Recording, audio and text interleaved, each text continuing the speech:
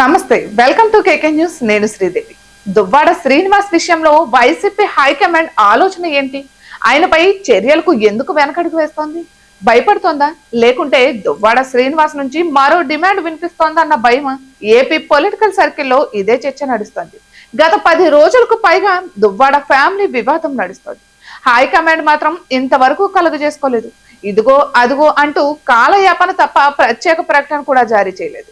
ఈ ఎపిసోడ్ తో వైసీపీకి భారీ డ్యామేజ్ తప్పదని ఆ పార్టీ శ్రేణుల ఆందోళన చెందుతుంది. ఇక దువ్వాడ శ్రీనివాస్ కు పార్టీ అన్ని ఇచ్చిందని, కానీ ఆయన మాత్రం పార్టీకి డ్యామేజ్ తెచ్చిపెట్టారని వైసీపీ శ్రేణులు ఆందోళన వ్యక్తం చేశారు. 2014, 2024 ఎన్నికల్లో జగన్ టెక్కలి అసెంబ్లీ సీటును దువ్వాడకి ఇచ్చారు.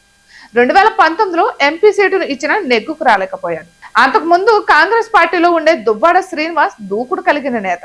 ఇతర నాయకులతో ఆయనకు పడదు. వైసీపీలో కూడా సేమ్ పరిస్థితి. సొంత సామాజిక వర్గం సైతం ఆయనను వ్యతిరేకిస్తుంది. కనీసం కలుపుకునే ప్రయత్నం కూడా ఆయన చేయరు. ఇక పోటీ చేసిన ప్రతిసారి ఓడిపోవడానికి అదే ప్రధాన కారణం. అయితే ఇలా వరుస ఓటమి చెందిన దువ్వాడ శ్రీనివాస్ కు ఎమ్మెల్సీ పదవి ఇచ్చి గౌరవించారు జగన్. ఆ గౌరవాన్ని కూడా ఆయన నిలబెట్టుకోలేకపోయారు. కుటుంబ వివాదంతో పార్టీకి పరువు తీశారు. టెక్కలిలో పార్టీని పూర్తిగా డ్యామేజ్ చేశారు. అయినా సరే హైకమాండ్ చర్యలకు ఉపక్రమించకపోవడం. ఇక దువ్వాడ శ్రీనివాస్ దూకుడు నేత, నోరు పారేసుకుంటారు కూడా. ఇప్పుడు హైకమాండ్ చర్యలకు దిగితే తప్పకుండా ఆయన రియాక్ట్ అవుతారు.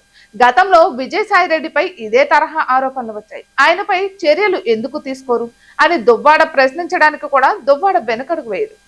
అందుకే హైకమాండ్ ఆచితూచి అడుగులు వేస్తున్నట్లు తెలుస్తుంది. ఇక గతంలో వైసీపీ నేతలపై చాలా రకాల ఆరోపణలు వచ్చాయి. వారి విషయంలో లేని అభ్యంతరాలు తన విషయంలో ఏంటని దువ్వాడ ప్రశ్నించే అవకాశం ఉంది. ఇక దువ్వాడ శ్రీనివాస్ పార్టీలో ఉంటే తాము ఉండలేమని, తామంతా పార్టీ నుండి వెళ్ళిపోతామని కొంతమంది నేతలు బాహాటంగానే చెప్పుకుంటున్నారు.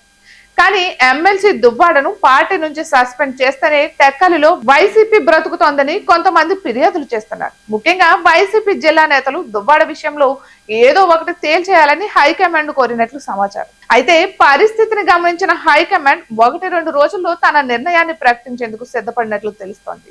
ఇటువంటి మరెన్నో వీడియోస్ కోసం కేకే న్యూస్ తెలుగు ఛానల్ ని సబ్స్క్రైబ్ చేసుకోండి.